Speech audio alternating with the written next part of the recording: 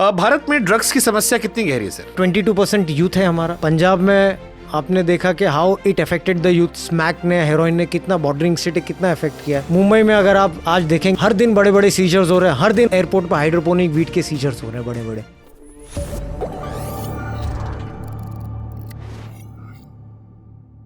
भारत में ड्रग्स की समस्या कितनी गहरी है सर?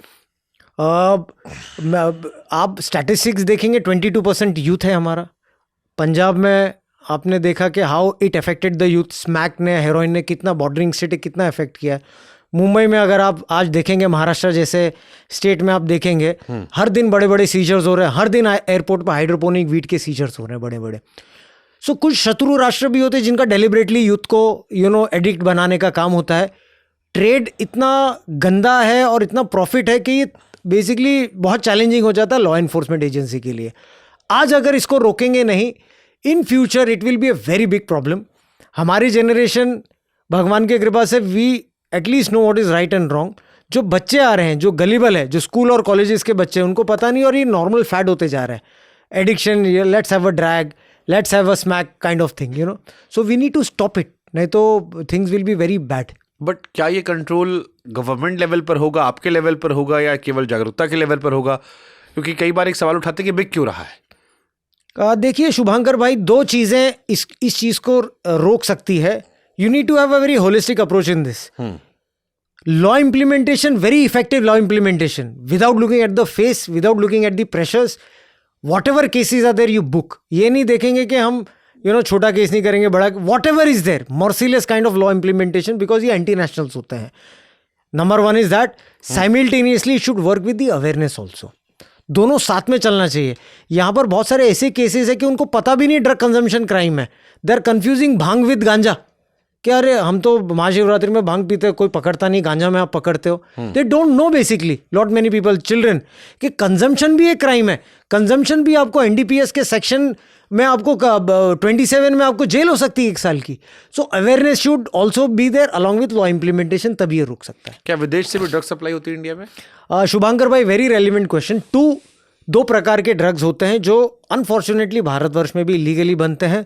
कुछ ऐसे प्रकार के ड्रग्स होते हैं जो बाहर से इंडिया में आते हैं। ड्रग्स लाइक कोकेन, जो स्पेशली साउथ अमेरिका में उगता है। ड्रग लाइक हाइड्रोपोनिक वीड, जहाँ पर ड्रग्स लीगलाइज है, जैसे कि थाईलैंड हो जाए, द नीदरलैंड्स हो जाए, कुछ स्टेट्स इन अमेरिका, वहाँ से ही आता है। Drugs like lysergic acid, LSD, ये बाहर से आता है। सो ये मोटा, हीरोइन सबसे बड़ा जो नार्को टेररिज्म से लिंक्ड है, ये अफगानिस्तान से आता है इलीगली। सो ये बाहर से आता है। कुछ ऐसे प्रकार के ड्रग्स है अनफॉर्चुनेटली छुप छुपा के हमारे भारत में भी बनते हैं, जैसे कि मेफेड्रॉन है, जैसा कि मेटाम्फेटामाइन, ये भी बनता है। ट्रेमेडोल एक और NRX मेडिसिन है, ये बनती है। प्रीकर्सर्स एफिड्रिन, ये बनता है। चरस गांजा तो सबको मालूम है कि इलीगली उगता है। तो ये 2 प्रकार के ड्रग्स है। तो हर जगह से अटैक हो रहा है, बेसिकली आ भी रहा है और यहाँ पर भी हो रहा है। मैं नोएडा, दिल्ली, गुड़गांव में अपने कई दोस्तों को जानता हूँ जो जब डिप्रेस्ड हुए और मैं उनसे मिलने गया तो वो फूंक रहे थे।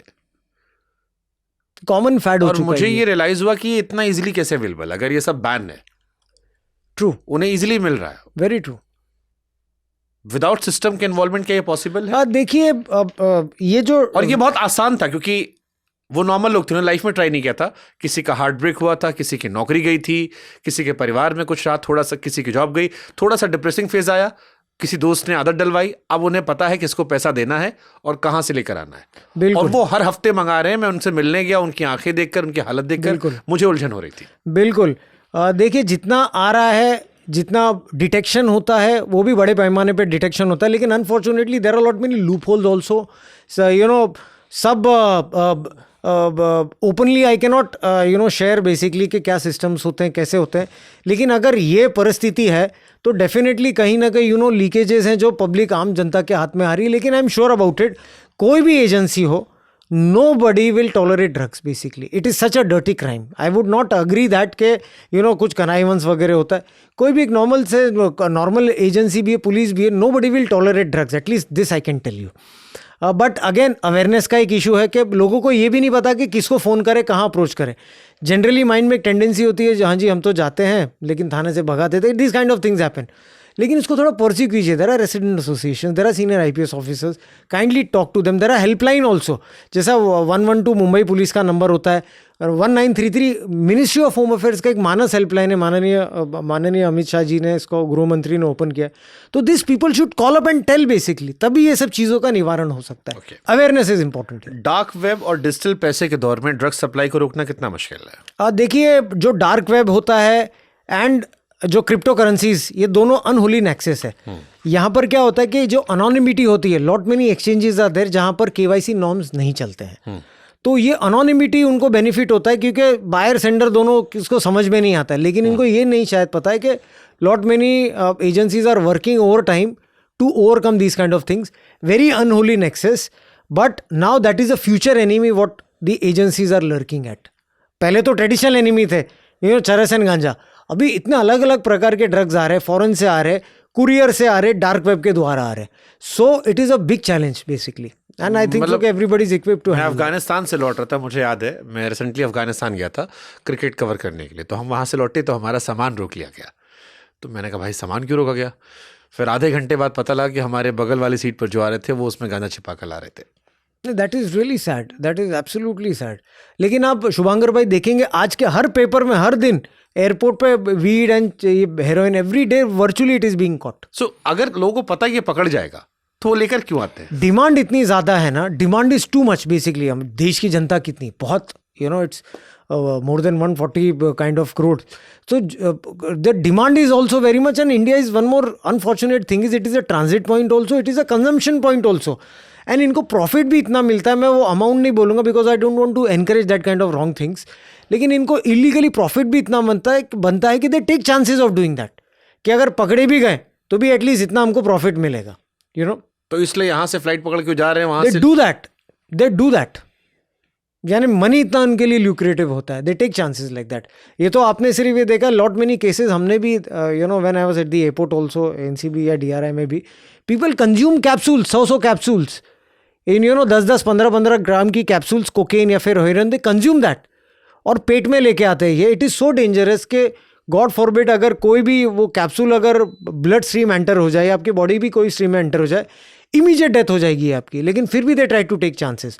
उसके बाद में they come to the city ducking the kind of agencies, और उसके बाद में वो फिर पर्च करते हैं उसे बाहर, and then they sell it to the market.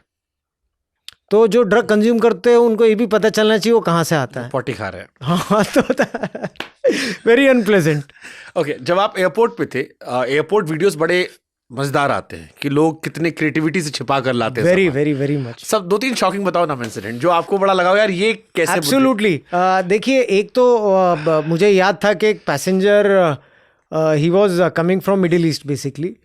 तो पता चला कि कोई वेरी एंटिक ज्वेलरी लेके आने वाले, लेकिन पता नहीं कहाँ लेके आने वाले. बैग चेक कर लिया, सब चेक कर लिया, nothing was there.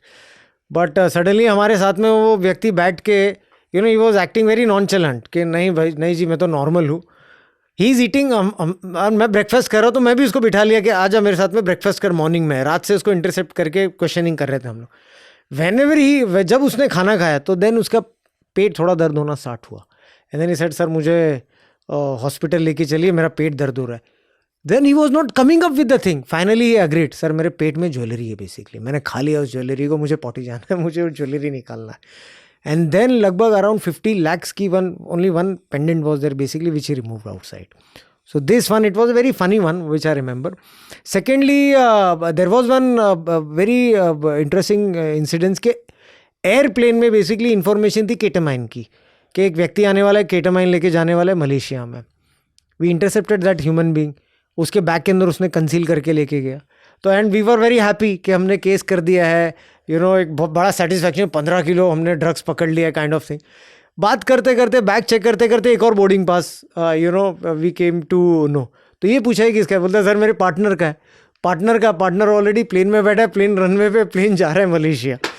And then it was a risk basically. You are a DC there, and अगर आपने प्लेन वापस बुला लिया, टर्बाइन फ्यूल जाता है, एविएशंस में बहुत सारे कॉम्प्लिकेशंस होते हैं, ATC में कॉम्प्लिकेशंस होते हैं. एयरलाइन सपोज मान लो कि अगर वो व्यक्ति के पास ड्रग्स नहीं हो, आप तो वानखेड़े साहब घर पे बैठ जाएंगे, सस्पेंड हो जाएंगे आप. फिर वो रिस्क होता है आपका. लेकिन अभी जब इन्फॉर्मेशन है, I took a call the flight back. वापस बुलवा लिया आपने प्लेन? वापस बुला लिया प्लेन को. लैंड हो गया। क्या गालियां दी होंगी लोगों ने आपको? बट शुभंकर भाई, यू वोंट बिलीव, मैं जब अंदर गया उसको, वो पैसेंजर को, व्यक्ति को लेने के लिए, तो जब उसको स्टार्ट आप क्वेश्चन करते हैं कि आपका नाम क्या है, आप very politely you have to be, के असली पैसेंजर भी हो सकता है, he started talking in such nice English के मेरे अधिकारी भी बात नहीं कर रहे थे। तो मुझे खुद को डाउट हुआ कि यार ये गलत हो गया, आज वानखेड़े आप घर जाने वाले हो। मैंने उसको प्रोफेशन पूछा, आपका प्रोफेशन क्या? Sailing, I am an engineer. बोला कंप्लीट नाउ तो पक्का you are gone. Then I asked him कि आपके पिताजी क्या करते हैं? My father is working as a senior bureaucrat in Tamil Nadu. तो ब्यूरोक्रेट का बेटा engineer talking English going to Malaysia, there is no chance. But anyway, अभी चांस ले लिया आपने, प्लेन बुला लिया, इन्फॉर्मेशन है, then we took him out. Fortunately Mahakal की कृपा से, मेरी माता की कृपा से ड्रग्स निकल गए वहाँ से। कहाँ रखा था उसने ड्रग्स? अगेन बैग के अंदर ही हैज सिया था उसने, एंड फॉल्स बॉटम बैग के अंदर बनाया।